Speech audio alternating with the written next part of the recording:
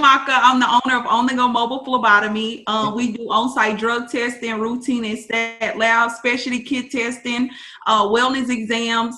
That's just to name a few. But I've started my business. This is going to be my second year in business, and I'm actually excited. Recently, back in June, I was actually working part-time at a hospital. And like Kendall said, I just, felt like something higher was calling me. Like I just knew that, it was something much more than me working at the hospital. So I decided to step out on faith in my business full time. And I've been doing good ever since. I'm not going to say that everything is all peaches and cream, because with a business, it comes with a lot of sacrifices and different things like that. But I am really happy that I actually made the decision to step out on my own and do it full time. Yes. So I would say that, when starting out on a business, you definitely need your LLC. You definitely need to get with someone to help you with marketing. You need to research the background or the field that you're actually trying to get into. Per se, like doing a lot of research to see how many people are doing the business in the area. Because sometimes it could be oversaturated, which that doesn't mean anything. Like if God gave you that calling, you should still be able to step out and do what he called you to do. But just do some homework, get things like that done, because it's very critical. Sometimes, like with me, I didn't really know anyone else who owned a mobile phlebotomy company. I saw people in other states doing it, and you reach out to them. Some people give you information, some people won't. But it was like I was walking into a blind room, because I was actually trying to do different things on my own and just seeing and failing and, getting back up and continuing to move. I didn't let it stop me. So now if someone else reaches out to me, I can actually give them a kind of direction to get into to get started. Yeah. Yep. How'd you transition your career, or not career, but your career choice, I guess, medical phlebotomy, into doing your own thing with it? So basically, I feel like it has always been God's calling for me to do this. Like, starting out. So you have to find God's calling for you. Yes, I did. Okay. But basically, I didn't know that this was for me until I got started doing it and stuff like that. And then once I look back on everything I've done, I was like, okay, this paved the way for me to get where I am today. Because I used to do mobile draws in Louisiana. The hospital that I worked with, they had a contract with the nursing home. So we had to drive over there and draw their blood and process it and do different things like that. So once I look back, I'm like, okay, I've already done this. I just need to get to the back end side. Like, okay, how do I set up these contracts and different things like that? It's easy to go out and draw blood. You can just draw blood because you know how to do it. But it's like, okay, how do I set up these contracts? How do I get these people to continue to come back and, stay loyal to my business? What do I need to do? So I had to learn that side of it. How long did it take you to learn that? I would say like a little over a year, because sometimes people are already dealing with other people. So, what will make them want to switch from the people who they're dealing with to actually work with you? They have to build trust, loyalty. They need to see that you're doing a great job. Majority of the time I stick kids. I'm really great with drawing kids' blood. But sometimes, when you're going into the homes, you get like kids that are screaming and hollering, and then you get the parents, they actually, they know that the kids have to get the blood work done, but they're kind of scared too themselves. So I think by me going in and providing a good job, they go back and tell the doctor's offices like, hey, she was really good. So then they start referring me other people. How'd you learn how to be so professional? Because I know I run a business too. And that's a big thing, is separating being professional, but also being yourself. And I know a lot of people, I'm sure, are great at being themselves, but they just struggle with the professional side. So did you have a background in that before, or was it trial and error, or what? So basically, back in the day, after high school, I used to work at this casino. So I was a waitress. So I had no choice but to be professional, which I've always felt like I've been professional. I'm a nice, happy-go-lucky person. But just like treating the people nice, and in return they would tip me really well, I guess that kind of built up my customer service skills. So what does being professional consist of in that you found out?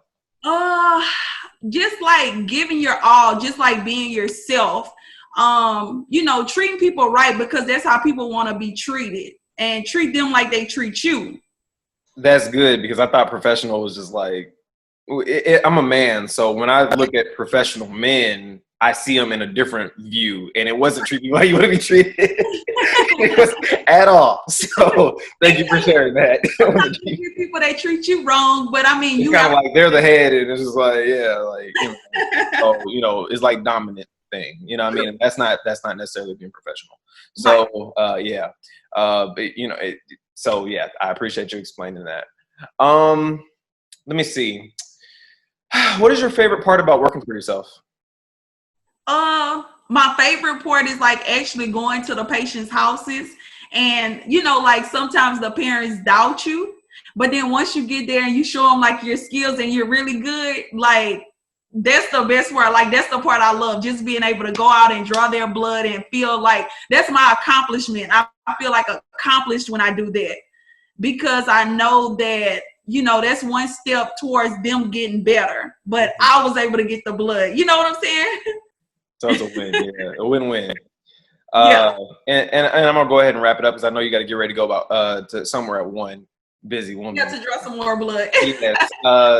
So my question is can you share with the ladies what your schedule is like? Because there's a lot of mothers out there who want to work for themselves. There's a lot of single women, a lot of married women.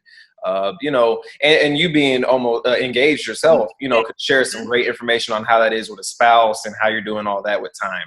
Right. So basically, typically my blood draws are in the morning. So I'm typically up early at like 5 or 6 o'clock in the morning, getting on the road to get to that patient house, because maybe they have to work. Maybe they're a mother or a father, or, they have to be to work. So I have to be to their home early to draw the blood, so that way they can get to work. Right. So normally my days end early. I have to come back and process the samples and then drop them off to the lab. And then sometimes I have to draw for this clinical study doctor that I work with. So I'm typically gone like throughout the day. But at night I'm home. And then my fiance, he's actually an electrician. So he's gone like traveling. Okay, it's kind of like working a regular job essentially, but you're working for yourself.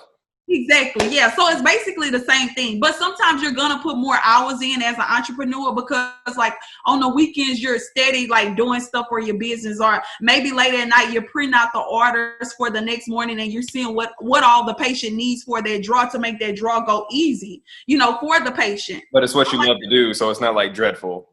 Yeah, no. Exactly. So basically, I look at their order before I go out the night before. I see what tests that they need, and I have my tubes together. So when I go into their home, sometimes I only spend like 5 to 10 minutes there, because I prepared the night before for the draw. So it makes it pretty quick and easy, basically.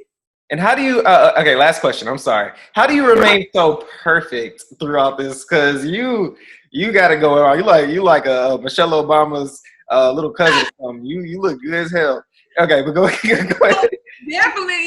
I'm definitely not perfect, but I mean, I really enjoy this. Like I said, and I told you before, like I really feel like this is my calling. Like I love it. Like you can tell, like just by the way you talk, like you like forget like the light. Your skin is lighting up the room, girl. You just, hey, yeah, steak sauce. Anyway, anyway. I need to, Lord have mercy. If I get a talk show, I need a PR person. Anyway, because every person who don't come on, I'm gonna say something. You gave some great information. Thank you for being a beacon and a light, showing that the end of the tunnel is not as far as it may seem. So you're definitely helping some people go through that path. And I'd love to have you on again. This was a very brief and quick interview, but very informative. So thank you. I do appreciate it. You're welcome. Be safe. Go get your lab. Go be an entrepreneur. And one more thing, if anybody need any blood work done or drug tests or anything like that, you guys can reach me at 214-997-3046, or you can visit my website, www.onthegolabs.com. We typically sometimes do same day appointments, or we can schedule in advance for the blood test, but we do come to your home, we come to your job, wherever you are and you need blood work done. I know a lot of people don't want to get out to the lab at the moment because of COVID and different things like that, but that's why we offer the service like in-home blood draws, because we come to you. Amen. Amen. Yeah. So thank you for having me. I am a personal client. It's very affordable, so don't let that scare you off. If you got a job, you can afford it. All right, guys. I'll talk to you later. Okay, thank you. Bye. Bye.